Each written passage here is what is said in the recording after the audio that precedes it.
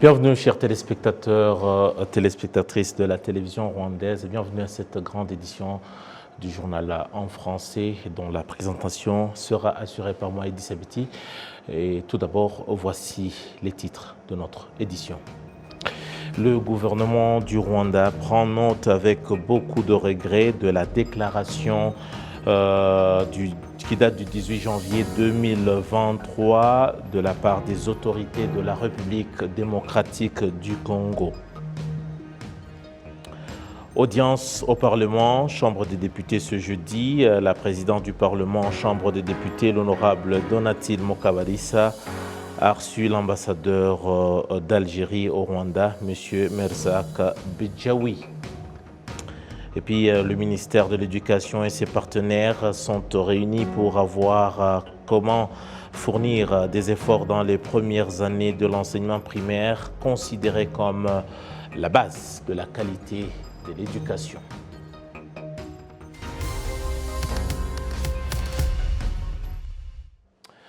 Tout d'abord, on commence par ce communiqué sorti en début d'après-midi de la part du gouvernement du Rwanda. Le gouvernement du Rwanda qui prend avec beaucoup de regrets, qui prend note avec beaucoup de regrets la déclaration du gouvernement de la République démocratique du Congo, déclaration qui date de la date du 18 janvier 2023. Le gouvernement du Rwanda estime que ces déclarations montrent qu'il y a un recul par rapport au processus de Luanda, communiqué donc en date du 23 novembre 2022. La déclaration de la RDC évite les décisions clés du sommet et se termine par ce qui ne peut pas être considéré comme une menace d'attaque imminente sur le territoire du Rwanda. On va sur ce sujet accueillir le porte-parole adjoint du gouvernement du Rwanda, Alain Mukurarinda. Bienvenue dans nos studios, Alain. Merci. Voilà, Alain, c'est un communiqué fraîchement sorti donc le communiqué du gouvernement du Rwanda. Alain, les propos, notamment, que ce soit le communiqué du patron de la diplomatie congolaise, Christophe Lutundula, un long communiqué, il fallait répondre directement. Ce sont des paroles qui vous ont inquiété en tant que gouvernement du Rwanda, et à quel point?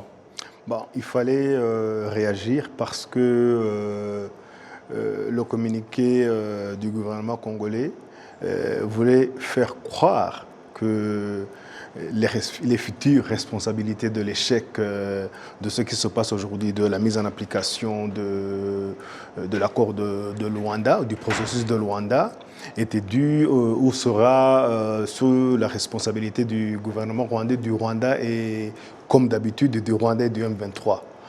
En fait, on est en train de sélectionner ce qu'on veut mettre en avant pour expliquer ou pour fuir ses propres responsabilités, alors que nous avons aujourd'hui un gouvernement congolais qui ne veut pas appliquer les différentes résolutions qui ont été prises, Nairobi 1, Nairobi 2, Luanda et plus Bujumbura. Donc aujourd'hui, il faut bien remettre les choses en place et montrer par contre, que c'est au contraire le gouvernement congolais qui ne veut pas appliquer le dernier accord de Luanda, alors que son président l'a paraphé et l'a signé. Dans le communiqué va jusqu'à dénoncer les manifestations organisées contre les forces de l'EAC présentes au Congo depuis plusieurs semaines maintenant. Le communiqué montre qu'il y a un plan de l'armée et du gouvernement pour sortir du cadre de Nairobi et même de Luanda. Est-ce que ceci, on ne peut pas déjà envisager un prochain sommet, puisque si déjà le processus en cours est entaché par de tels actes et actions, Est-ce qu'il n'y a pas des inquiétudes qui est un recul considérable par rapport déjà au pas franchi? Oui, face à la réaction, face à la façon d'agir du gouvernement congolais, oui, il faut avoir des inquiétudes. Mais de notre côté, nous constatons que le facilitateur, M. Uhuru, essaye de mettre en place ce qui a été décidé par les chefs d'État, et y compris le président congolais. Mais de notre côté, vous venez de parler des, des manifestations. On peut les considérer de deux façons. Soit parce que le gouvernement congolais a caché à sa population, n'a pas expliqué à sa population sur quoi son président a signé, la population peut se révolter. La population peut manifester parce que, par exemple, on ne leur a pas expliqué qu'il y aura un déploiement de forces de l'Afrique de l'Est. S'ils ne sont pas au courant et que du jour au lendemain, ils voient des militaires kenyans, du Sud-Soudan ou burundais entrer, se promener dans les rues de Goma et ailleurs, ils peuvent se poser des questions. Si aujourd'hui, vous ne leur avez pas expliqué qu'il y aura une zone tampon, c'est-à-dire que là où le M23 avait contrôlé, laisse la place à cette force. Justement, Alain, parlant du zone tampon, aussi de l'occupation des territoires occupés au cours des derniers mois par le M23, des territoires qui, selon le communiqué de Luanda, doivent être occupés par les forces régionales. Est-ce que vous pensez qu'il y a une mauvaise interprétation, une mauvaise lecture de la population, notamment des membres de la société civile qu'on a vu au devant de ces manifestations où, non, moi je disais qu'il y a deux façons de voir. Donc j'expliquais la première façon, c'est que oui, il y a la population, s'il y a une mauvaise lecture, qui est responsable? C'est le gouvernement congolais qui n'a pas expliqué à sa population ce que son président a signé. Donc je disais que voilà, si ils se rendent compte que les endroits où le M23 que le M23 occupait, quand le M23 recule, ce n'est pas les FARDC qui occupent cet endroit parce que c'est comme ça que c'est prévu dans la résolution, que c'est la force de l'Afrique de l'Est qui l'occupe. La population peut se poser des questions, il peut se dire, on nous disait que si le M23 recule, c'est les FARDC qui allaient occuper l'espace. Ce n'est pas ça que la population a vu, et peut-être voilà pourquoi elle manifeste. Il y a une troisième raison, et il y a une chose qui n'a pas encore été expliquée, c'est le désarmement et le cantonnement du M23 en République démocratique du Congo. Rappelez-vous qu'au départ, le gouvernement disait que le M23 devait retourner d'où il est venu, entre autres retourner au Rwanda.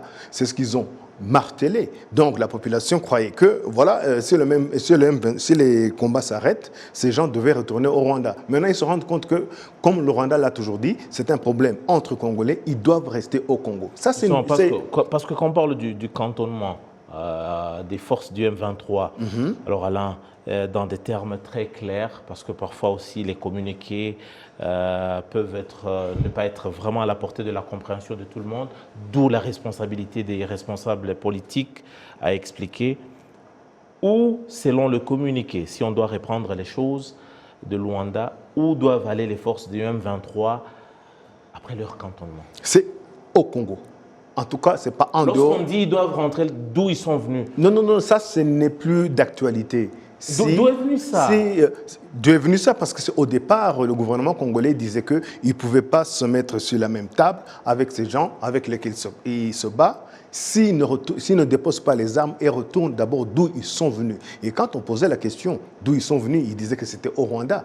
Donc ils devaient retourner au Rwanda. Aujourd'hui, ce n'est plus... Mais comme ils l'ont martelé, comme ils l'ont dit, expliqué à la population congolaise, aujourd'hui, ils ne sont pas retournés en arrière pour leur dire finalement, ces gens, quand ils vont déposer les armes, ils resteront ici au Congo parce qu'ils sont congolais. Ça, c'est une première façon de voir, d'expliquer cette manifestation. Deuxièmement, et les informations sont sur la place publique, c'est que les autorités congolaises ont encouragé ces manifestations.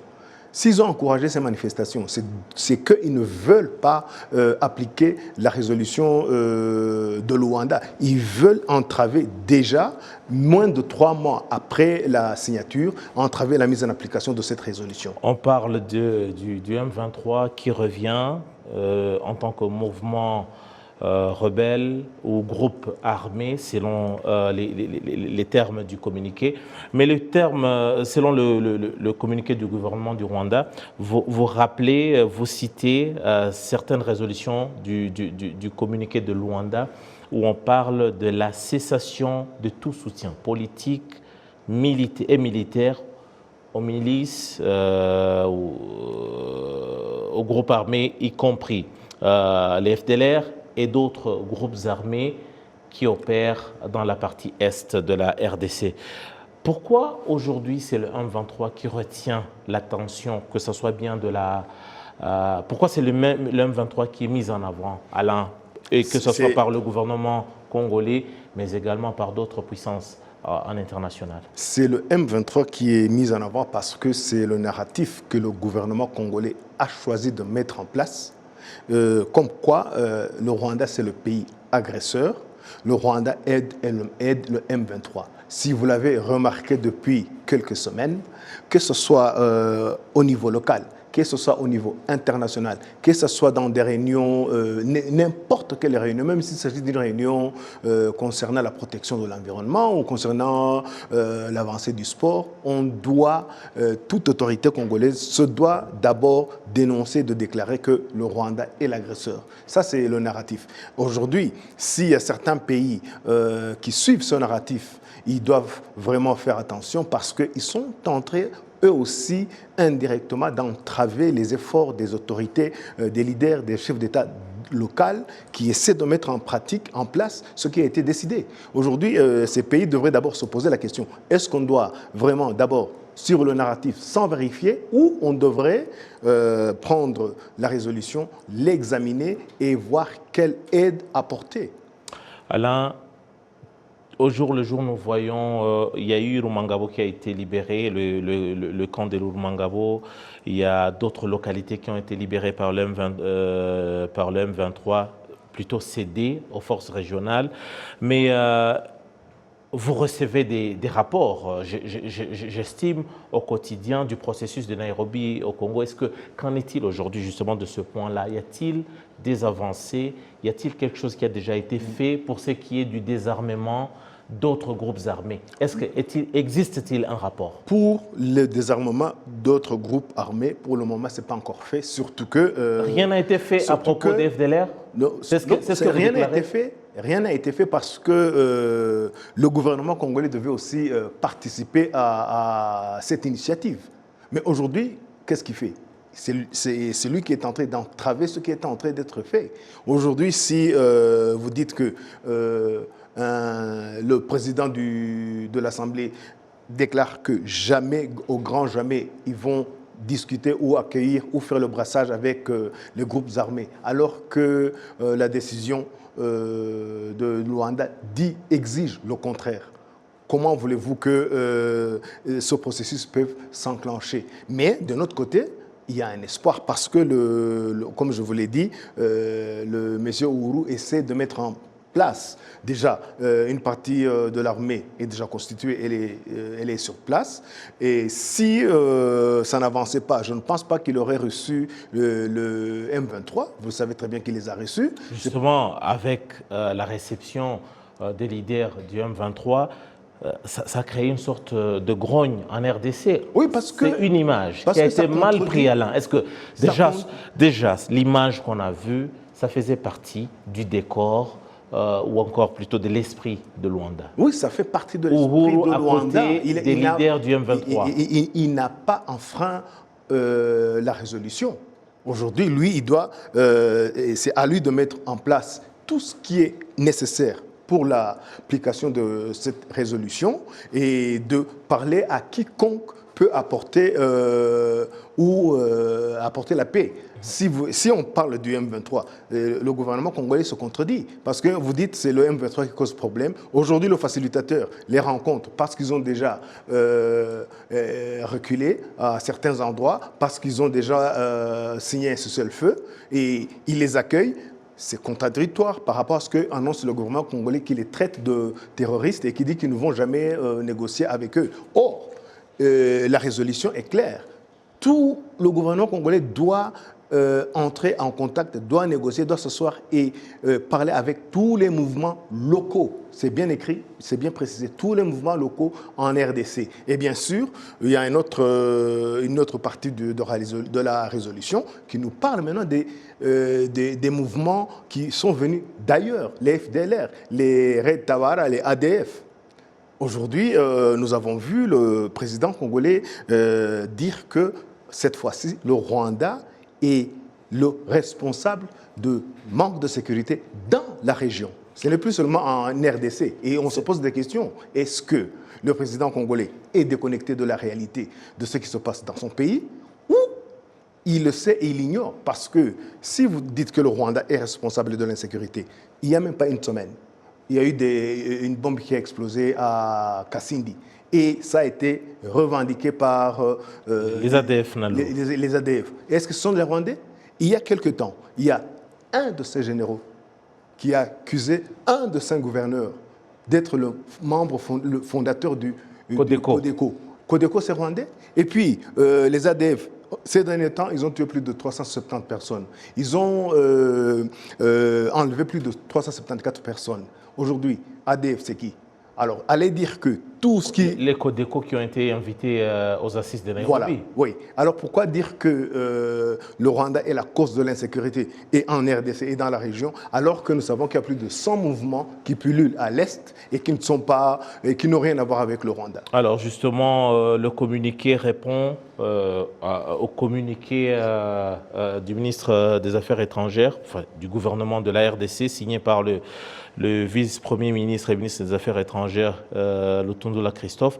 Mais juste après la sortie de ce communiqué, on a aussi assisté maintenant aux déclarations, vous avez même cité tout à l'heure, du chef de l'État congolais, Félix Tshisekedi, qui a dit que le Rwanda était le nœud du problème, ou le problème.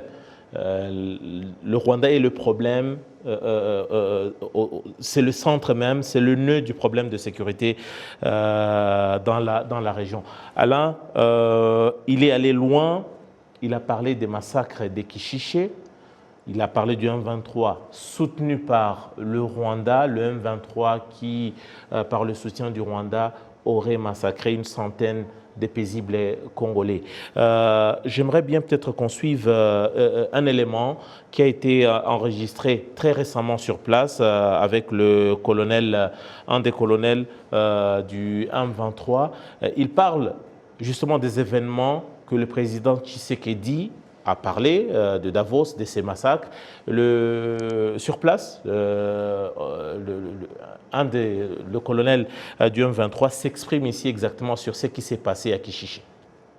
Les affrontements se sont passés en date, d'abord en date du 22, parce qu'en date du 21, on était à Bambou.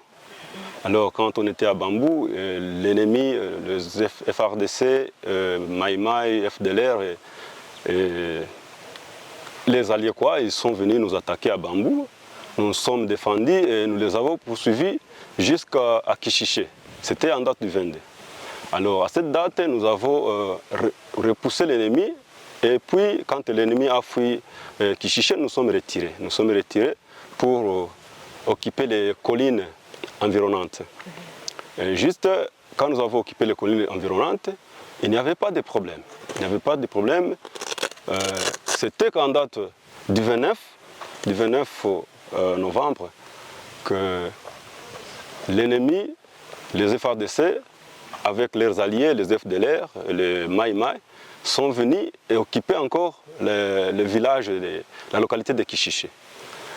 Quand nous avons répliqué à leurs attaques, alors c'est lors de ces affrontements qu'il y a eu des balles perdues qui ont atteint certains de nos compatriotes.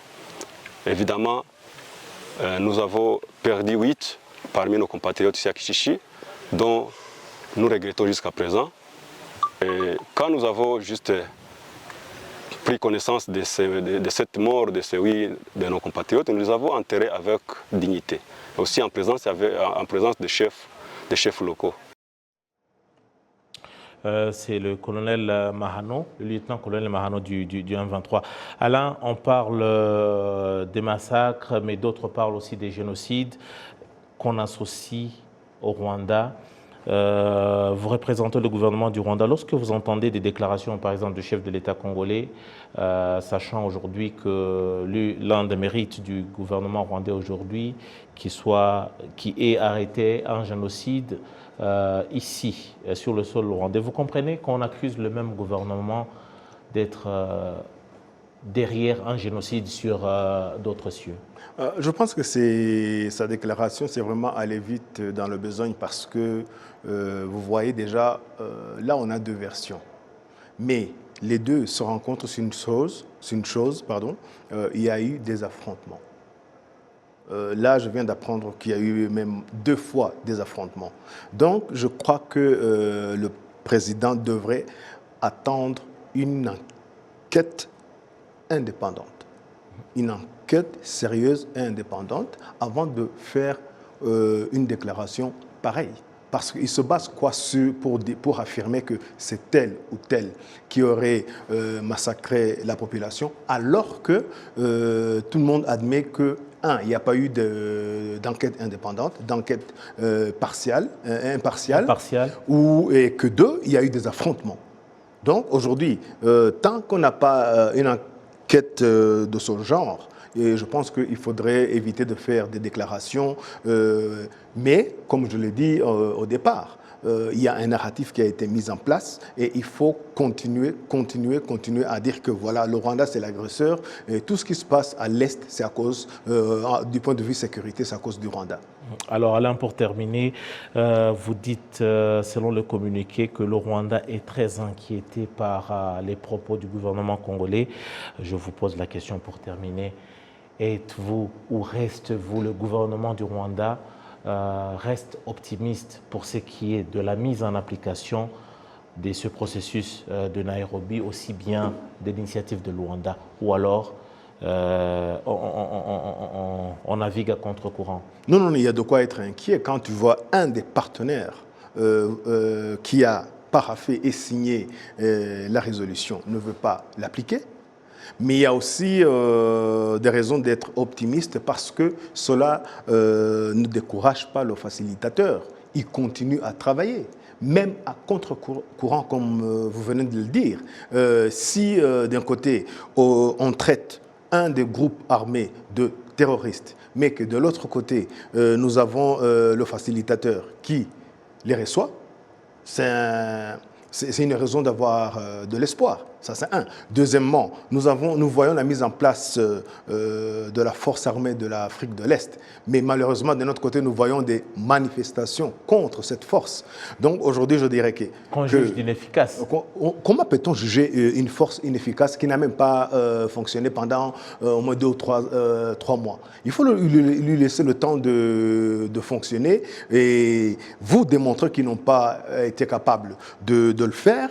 Alors là, vous pouvez manifester. Et puis, quand on voit le communiqué du gouvernement congolais qui a été, qu'on a eu hier, aujourd'hui, ce communiqué lui-même viole la résolution parce qu'il y a une procédure qui est prévue dans la résolution. Si quelque chose ne marche pas, vous rendez compte au facilitateur qui rend compte au chef de l'État, au chef des différents États et qui peuvent prendre des décisions. Par exemple, si le M23 ne veut pas reculer, ils vont faire rapport au facilitateur qui fera rapport au chef de l'État qui vont donner l'autorisation de les attaquer. Donc ce n'est pas en criant ou en faisant appel aux pays extérieurs, aux pays lointains que le problème va se résoudre. Il faut laisser le temps à la décision de Luanda de se mettre en place. Bien dit, il faut laisser le temps au temps pour voir ce que le lendemain va nous apporter. Merci beaucoup pour ces explications et surtout d'avoir éclairci l'opinion publique sur la position du gouvernement rwandais. Je rappelle que Alain Mukurarinda est porte-parole adjoint du gouvernement du Rwanda. On continue avec l'actualité nationale, notamment avec l'audience au Parlement où à la Chambre des députés ce jeudi, la présidente du Parlement Chambre des députés, l'honorable Donatil Mukabalisa, a reçu l'ambassadeur de l'Algérie au Rwanda, Merzak Bedjaoui.